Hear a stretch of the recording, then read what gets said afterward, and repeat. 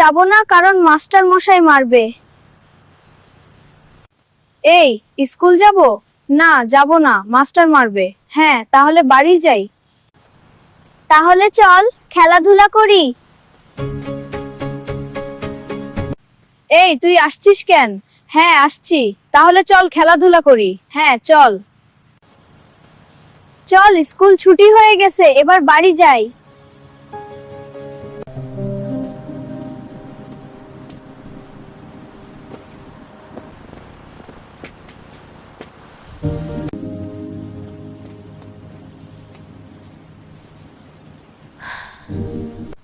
আপনি মারবেন তাই স্কুলে যাইনি।